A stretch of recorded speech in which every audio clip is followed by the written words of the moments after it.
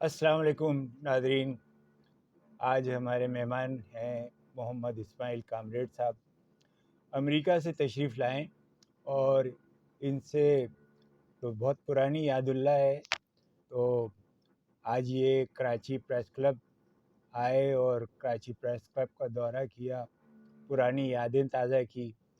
तो इस्माइल साहब, कैसा लगा आपको कराची अब इतने अरसे बाद आने के बाद? कराची आने के बाद बहुत सी यादें तो हैं ही, मगर कुछ बदला बदला सा लगा। कोई नई इनोवेशंस हैं, कोई पुल हैं, फ्लाईओवर्स हैं, काफ़ी कंजेशन भी लगी। पहले जो खुला खुला कराची था वो खुला खुला कराची नहीं है। अच्छा, हाँ, आपको भी कराची में घुटन लगी या? घुटन घुटन सी महसूस हुई और अजीब ऐसा अफरा तफरी का माहौल सा लगा। पहले जो आराम और सुकून था वो नज़र नहीं आता। तो कराची के मुकाबले में हैदराबाद आपको कैसा लगा? हैदराबाद निस्बतन थोड़ा बेहतर है। अच्छा। हाँ, वहाँ कम से कम इतनी भाग दौड़ नहीं है अच्छा, जितनी तकरीबन कराची में महसूस की। जितनी कराची में महसूस होती है। और बस ये असल में महंगाई भी है, लोग रोजगार के लिए भी भाग दौड़ करते हैं, तो ये सिलसिला तो जारी रहता है, लोगों की भाग दौड़ रहती है।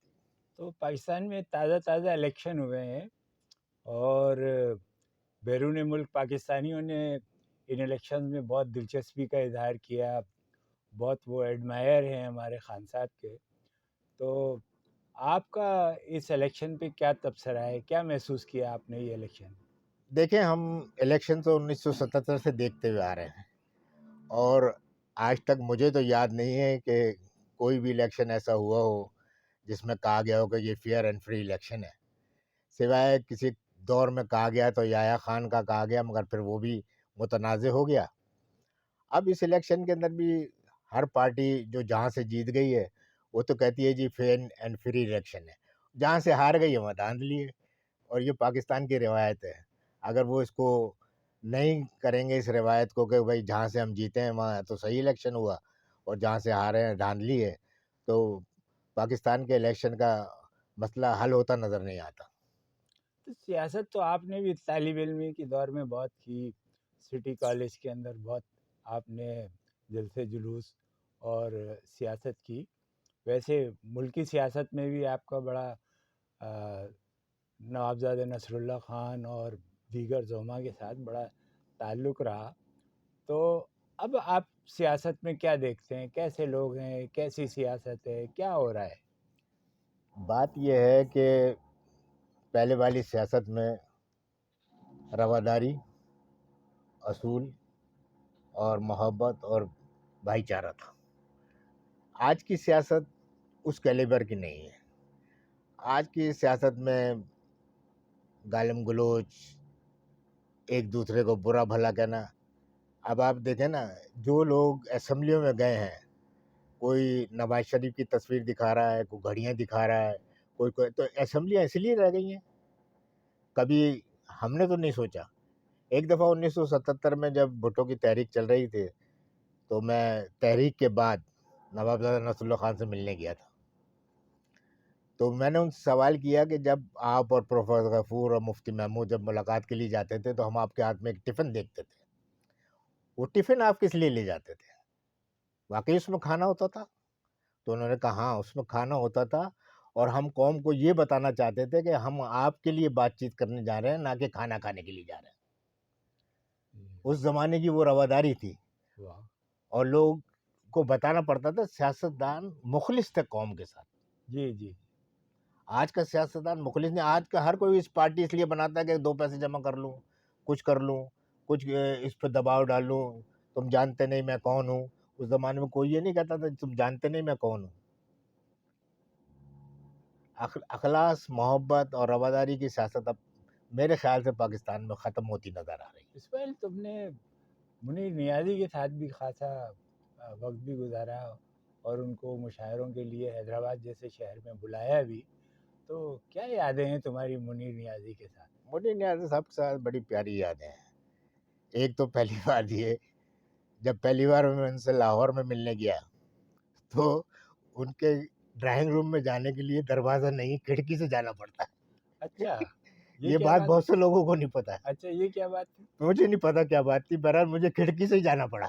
अच्छा, तो खिड़की उनके से कूद ड्राइंग के? रूम, हाँ, खिड़की थी बड़ी, उसमें से उतर के अंदर जाना पड़ा। अच्छा, उनके ड्राइंग रूम में दरवाज़ा नहीं था। अच्छा, और दूसरी बार जब मैं उनके पास गया मिलने लाहौर, तो मुझे पता चला कि वो एक अस्पताल में दाखिल है, शेख ज़ायद हॉस्पिटल है या कहाँ। तो मैं ढूँढता-ढूँढता उस अस्पताल में चला गया।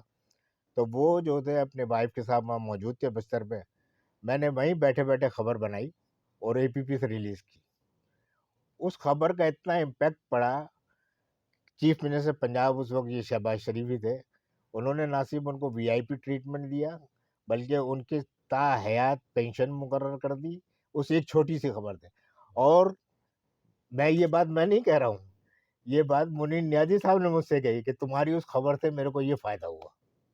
वाह! बड़ी बात। और जब मैंने यहाँ प्रेस क्लब में बुलवाया था उनको पहली बार, तो शायद वो पहली और आखिरी बार ही था कि वो प्रेस क्लब में आए थे। अच्छा, वो कभी लाहौर से बाहर दूसरे शहरों में तो जाते रहे पंजाब के, मगर हाँ, हैदराबाद, सिंध में नहीं आए हुँ, थे। ये वाहिद मैं शख्स था जिसने उनको प्रेस क्लब में बुलाया।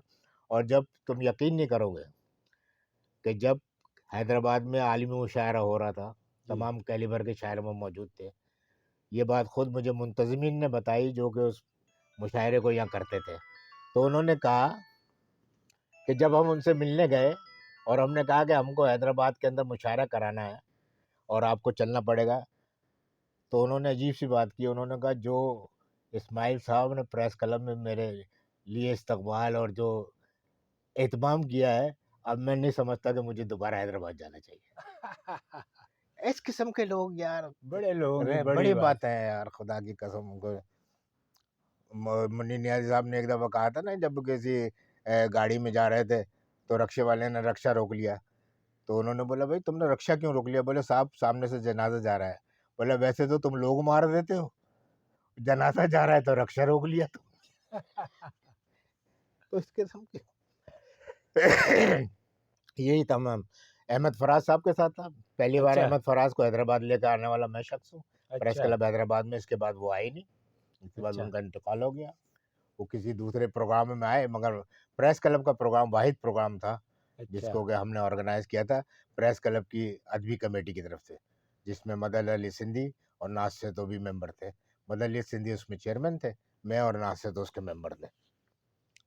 अच्छा। तो सियासतदानों में आपको किसका तजर्बा, असगर खान, भुट्टो, ये वो, ज़ाती तौर से आपका किससे ज़्यादा कुछ तजर्बा रहा? मेरा तो दादी नवाबजादा नसरुल्ला खान से। अच्छा, नवाबजादा नसरुल्ला खान जैसा ठंडे धीमे मिजाज का आदमी और सोच समझ के बात करने वाला, बत के आपको या यकीन नहीं आएगा कि जब मैं उनसे 2-3 दफ़ा मिला हूँ लाहौर में, और जब उनकी हैदराबाद का प्रोग्राम बना, तो उन्होंने सिक्योरिटी का इंचार्ज मुझे बनाया था हैदराबाद। अच्छा, जहाँ जाते थे, मुझे लेके जाते थे कि इस्माइल कामरेड मेरे साथ रहेगा। अच्छा, अच्छा, होटल तक में मैं उनके कमरे के बाहर होता था। अच्छा, मुझसे बगैर पूछे पीडीपी के रहनुमा भी अंदर नहीं जा सकते थे।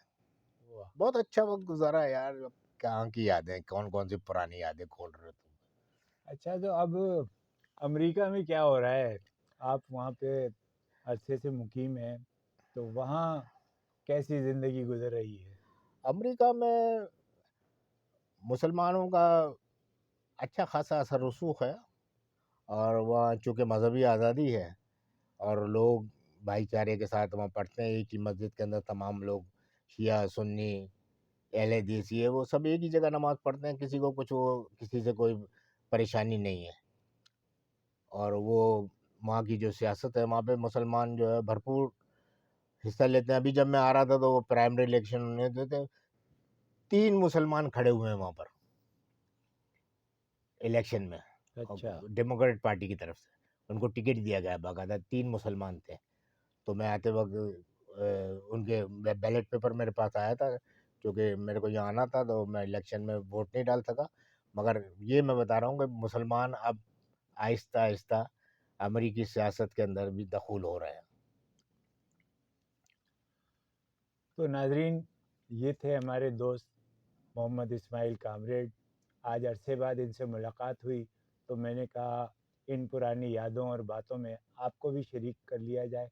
इंशाअल्लाह और किसी प्रोग्राम में किसी और नए दोस्त से मुलाकात करेंगे। शुक्रिया। Thank you. चलो गाड़ी को हो गया। उसको बंद तो कर दे।